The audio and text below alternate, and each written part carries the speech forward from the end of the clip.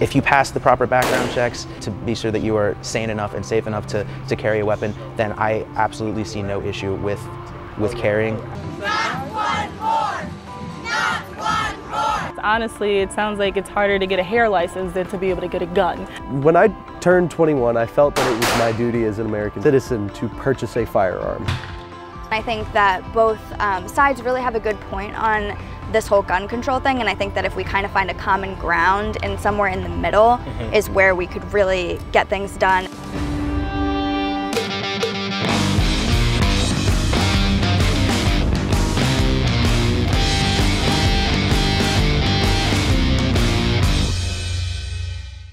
Hi, I'm Vince Lattanzio. And I'm David Chang, and we're the Battleground Brothers. We're here at Kutztown University in Berks County, and we're talking to students about guns. It's a top issue amongst millennials for this presidential election, and their opinions are not as polarizing as the topic itself. The Pew Research Center has done extensive polling on guns and made some interesting finds.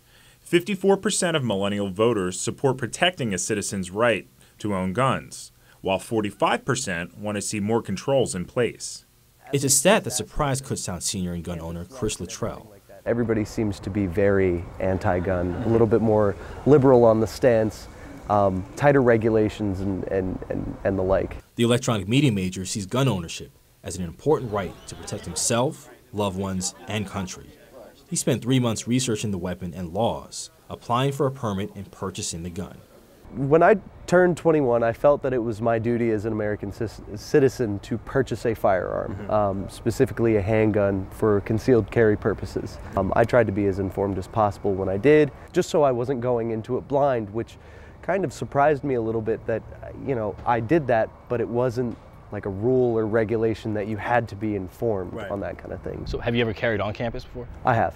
It was simply just a night walk around campus. With the recent outbreak of the scary clown sightings, I thought maybe it wouldn't be a bad idea to at least be able to protect myself, because I'm not the biggest guy, so I want to make sure that if anything I can at least get away without being harmed. Maya Wilson, a psychology student from Upper Darby, isn't anti-gun, but believes more restrictions need to be put in place. My whole thing is, if people applying to be police officers have to go through mental evaluations to be able to carry a gun and be able to carry at their, you know, their job, why is it that that is not the same thing that we're doing when it comes to people trying to get gun permits? Honestly, it sounds like it's harder to get a hair license than to be able to get a gun. And it's like, a gun is life or death. We are hearing so many cases where it's, oh, well, he was deemed mentally ill, that's why he went into a school and was killing children. So now it's like, okay, well, why are we allowing that? Where can we go from there to you know, stop this? The ease of getting a gun in the United States is shocking to 2 international students we spoke with. Jake Glass is from South Africa and Callum Bartlett from the United Kingdom. Both are studying at Kutztown. What's crazy to me here is like how you can walk into Walmart or like Costco with a driver's license and just like buy a shotgun. It's not like that back home. No, so back home you have to get a license, like you apply for a license, and then you have to give like a letter of motivation why you want it. They do a background check on you, they make sure you can use the firearm. But that process, like, it takes about 2 years. America's known for its gun culture. America's known for like having a lot of guns.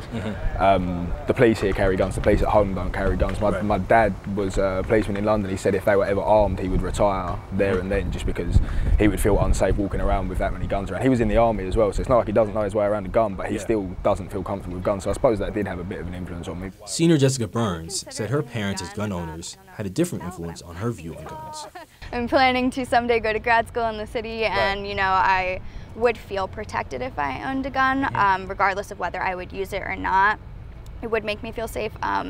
My parents own guns. They have them in our house. I think my parents did a great job at really, you know, showing me what guns can really do, how they can protect you and how they can hurt other people. I still don't know where they keep their guns. I'm 21 years old, I'm not a child, and I still don't know where they keep their guns. I see both stances, and I think that both sides really have a good point on this whole gun control thing, and I think that if we kind of find a common ground and somewhere in the middle is where we could really get things done. While a slight majority of millennials support protecting gun rights, Many more who live in a home with a gun would like to see specific gun control measures put in place. The Pew Research Center found more than 2/3 of people want to see stricter mental health laws. 77% support those measures. There's even broader support for expanded background checks to include gun shows and private sales. 81% would like to see that enacted.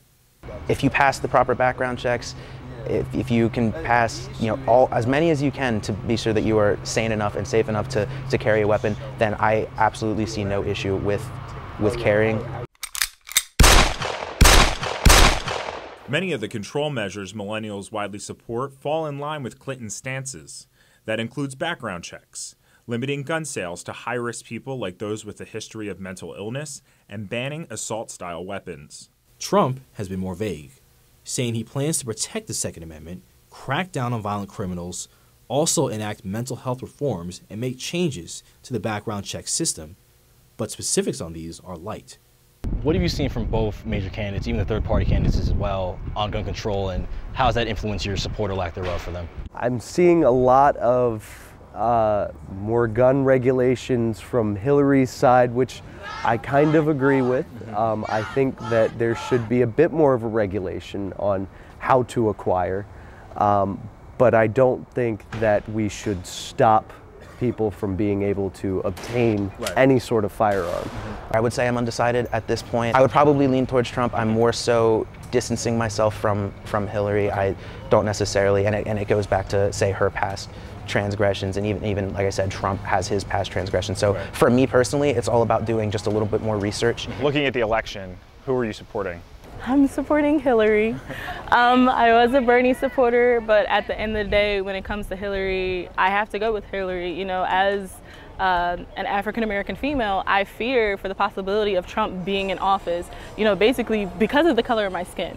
And Hillary has had views in the past, but has experience, and I feel like I can trust her better than I can trust Trump at this point. And I feel like she's starting to get a better understanding of where we as millennials stand and things that we really want. So what did we learn? Young people really see both sides of the gun issue and don't think getting rid of the Second Amendment is right or feasible. But many are for enacting restrictions to keep bad actors from getting these weapons. Millennials have the power to change the direction of the nation from here on out. But the only way change will be made is if a ballot is cast on November 8th. Please go vote.